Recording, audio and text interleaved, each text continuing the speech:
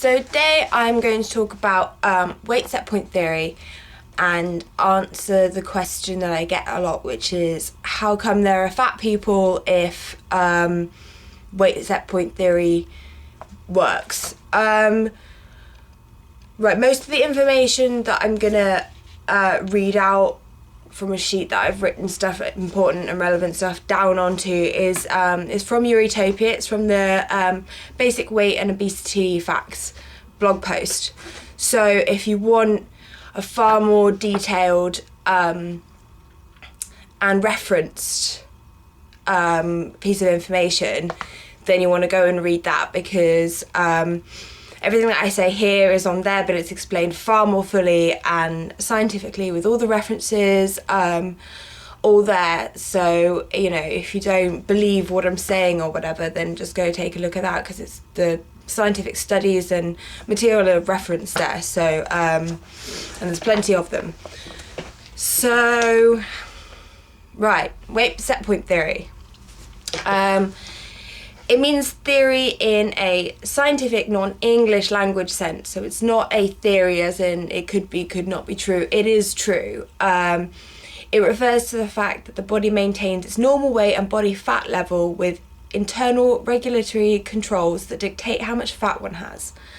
Now, some have higher set points and some have lower set points, which creates higher and lower natural weights. And that varies from individual to individual. It's scientifically undefined as to how our bodies do this, but it's a fact that they do it. Like, that's, you know, it's not clear yet how our bodies regulate our weight, but they do. That's what they do. The weight isn't like a specific number. It's not like, you know, your set point's 145 pounds. It's not that number. Like, there will be, it varies. There's a range, you know, between, I don't know, 10, 15 pounds probably, where you fluctuate, because it's natural for your weight to fluctuate at different times of the day, different times of the month, different times of the year. So, you know, your weight does naturally go up and down depending on different things that happen in your life, and also for women, the menstrual cycle, and you know, different times you eat as well. Like, every time you eat or drink, it's gonna, you know, put pounds on that's actually the water weight or the food weight. And you know, yeah, and lifestyle changes sometimes do make you lose or gain weight. Stress can make you lose or gain weight. So yeah, it's a range, and you'll find yourself at the high and the low end of the range throughout your life. But that's if you're eating unrestrictedly, that will put you at your set point. Remember though that you don't stop growing till you're 25, so your set point isn't defined until you're 25. If you've had an eating disorder since you were 15, 16 and you're now 23, you can't expect your pre-eating disorder weight to be your actual, like, normal weight, because a lot of people think like, oh well, before I got an eating disorder I was 135 pounds, but then you were 15 at that point, so you're not going to be 135 pounds at 23, because you were a teenager and now you are an adult, and that means that your weight is obviously going to be higher, because a woman and a child are very different in stature and shape. So you know, it's going to be different. So you can't say like, oh, I've reached my pre-D weight now, I am weight restored. No, you're not. Your body will decide when you're weight restored, and it will not be the same weight as when you were a kid. So yeah.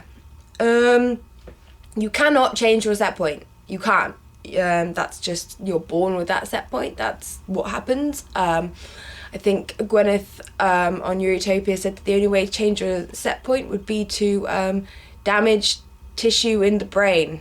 You know, and you know, like how your memory can be like screwed if you like, you know, prod around in the brain. You know, like in Hannibal, when like they're sat around the table and Hannibal like takes the bit of the brain out of the man and feeds it to him, and that makes him like totally like he doesn't even know what's going on and stuff. It's because he's taken out parts of the brain. It's kind of like that. The only way to alter certain things within your body would be to take out parts of your brain. I don't really want that to happen to me. I don't want Hannibal to eat me. Actually, no, Hannibal didn't eat. Yeah, he did.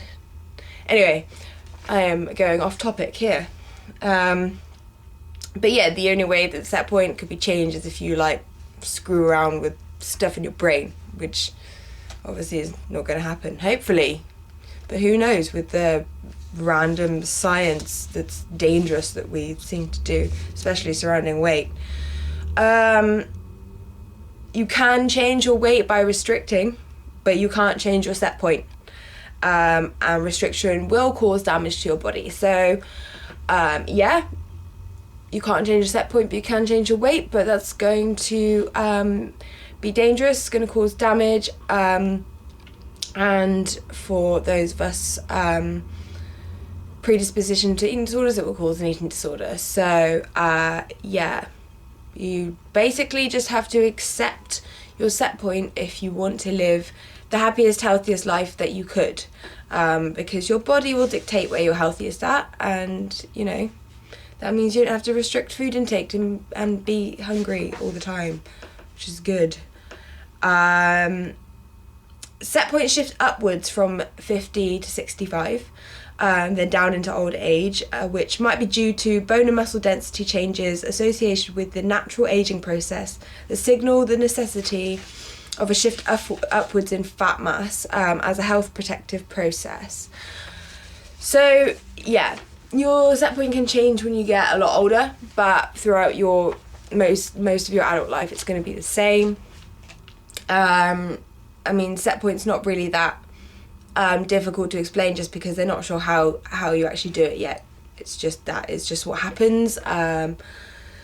So yeah, basically, you have a set point.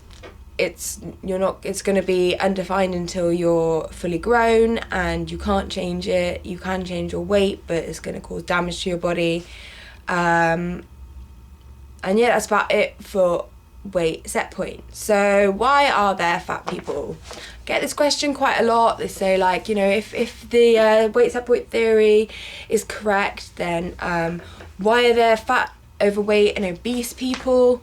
Well, we are heavier on average than 25 years ago, but we're also taller and we also live longer. So all this kind of like correlation between being fat and dying early, like, it doesn't make sense when you look at the big picture, and that we actually live on average longer than we ever have done. So obviously the whole being overweight and obese isn't actually impacting us, because there were people who like a long time ago, there were lots of people who weren't fat and obese, and they all died. So that kind of tells you something as well. But anyway, being a bit more kind of scientific, people's BMI and weight goes in a bell curve. The majority of us are between a BMI of 23 and 31.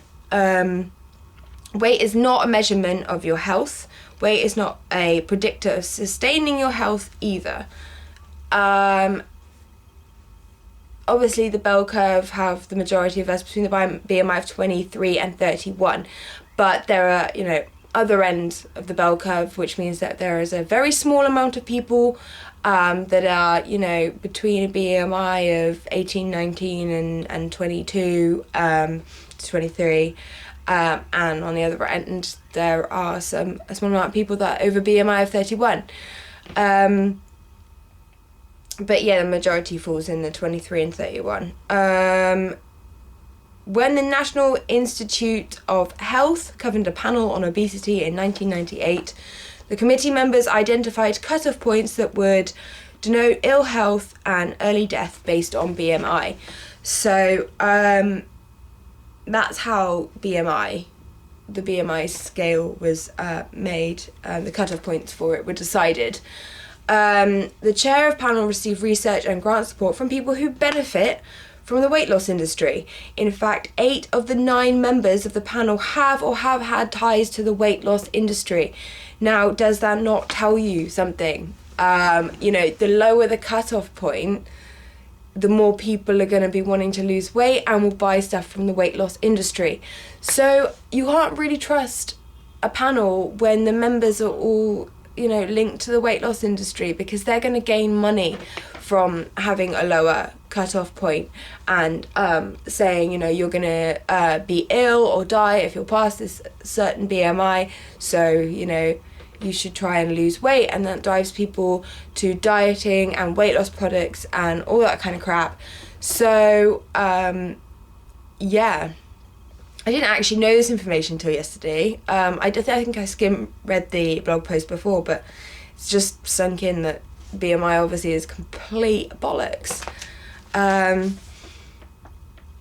data upon which the panel based their decision is not credible. There's more information on the blog post about that, but the author of one of the 2 pieces of data that has actually that was used has actually made attempts to stop having their data misrepresented by the panel.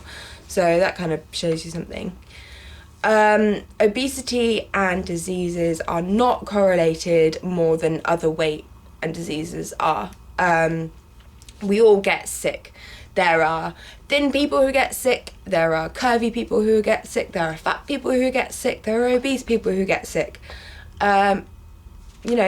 Everybody gets sick. There isn't any solid evidence to suggest that being obese or being overweight causes you to get disease such as diabetes. There are flaws within all the evidence, and if you look at some of the research, most of the people, at least one person, within the research, people have ties to the weight loss industry. So research gets misrepresented a lot, and there are lots of scientific evidence that also gets, swept under the carpet, so that sometimes big corporations will actually, pay scientists to conduct some research, and if it doesn't actually match up to what they wanted it to match up with, then they just sweep it on the carpet and pretend that it didn't ever exist. So, it's you're being conned, is what Gwyneth says. Also, BMI 25 to 29.9 has the lowest mortality rate. And I read this somewhere else, I think like a year ago or something, that actually people in the overweight category are living the longest out of all the categories. So that should also tell you something. But, that information gets a bit hush-hush as well. Obesity is not a killer. Being overweight is not a killer. But eating disorders are. That's something that you have to remember. Even if you don't believe any of this information and you think that being over a certain BMI could be detrimental to your health, well, so is starving yourself, so is purging, so is over-exercising. You can't justify starving yourself or engaging in other eating disorder habits by saying that being over a certain BMI is detrimental to your health, because eating disorders have the highest mortality rate of any mental illness. And just saying that being over a certain BMI is unhealthy and then engaging in eating disorder behaviours to stay under a certain BMI, you're kind of it doesn't even make sense. Like, you can't just say that it's unhealthy to do this, so you're just going to do something else unhealthy to combat it. That doesn't make sense. So you have to think about it rationally and logically, and also believe this evidence as well, because it makes far more sense. There are other reasons that obesity can be caused by, rather than it just being a natural high set point. there's obviously people who have problems with their thyroids, people who have Prader-Willi syndrome, people who are chronic dieters. Now that's what I wanted to say as well, is chronic dieters will restrict and then reactively eat, and the body then might overshoot as it tries to repair from what damage was done during the restriction. But then, because the weight keeps going up, the chronic dieters then end up dieting again. So they're stuck in this cycle of like restricting and then reactive eating and overshooting and restricting and reactive eating and overshooting, and it pushes the weight up and up and up. Exercise can also do this. People who are exercising and then reactive eating and stuff like that, that can end up pushing up the weight too. So chronic dieters can end up obese when their natural set points aren't actually obese, because they have pushed their weight up. That doesn't mean that their set point has changed, it's still the same, but the body is responding and trying to, keep saving your life, but it's actually just pushing the weight up further. And then, there are other things such as stress that makes you put on weight. What did I write here? The increase in size of the fat organ in response to the onset of metabolic chronic illness is likely a health protective mechanism. So actually, when some people get chronic diseases or get stressed or whatever, you can actually the fat organ can enlarge to actually protect you, and that's when you can gain weight. And obviously there is a very small amount of people that have binge eating disorder as well, and that can obviously affect weight, but all these are like small things in comparison to most people are going to have. Most people who are overweight and obese, a lot of them, they have a high set point, and in our society that's really, really hard to come to grips with sometimes, because people are judged.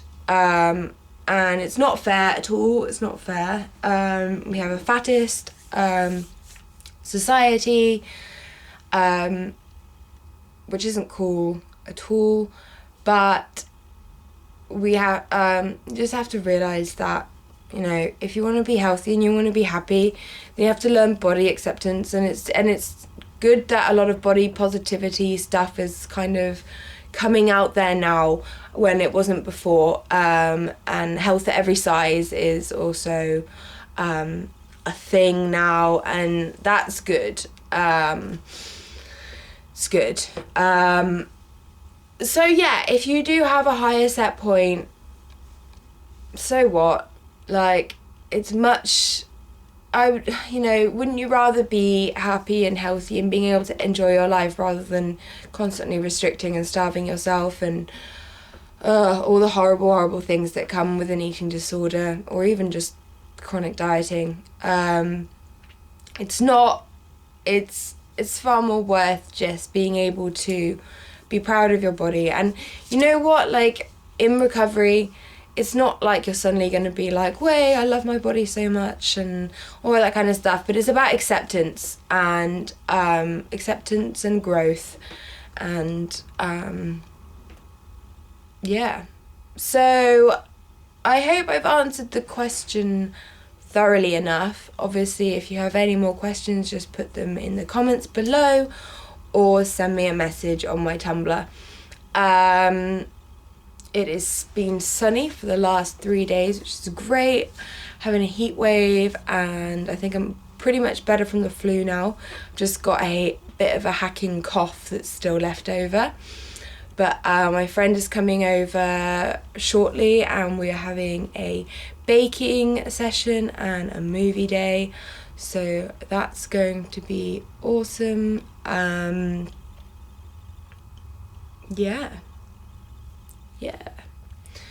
So, set point, can't change it. Fat people, just fat people, get over it. Accept your body, be positive, and keep keep on with the recovery. I hope you're all doing really well, and obviously if you have any suggestions for any future videos, then send me a message on Tumblr or put it in the comments below. And yeah, I hope you're all having a wonderful day. I hope it's sunny where you are and that it's getting warmer. Well, I hope if you like warm weather. But yeah, basically have a great day, and I will speak to you next week.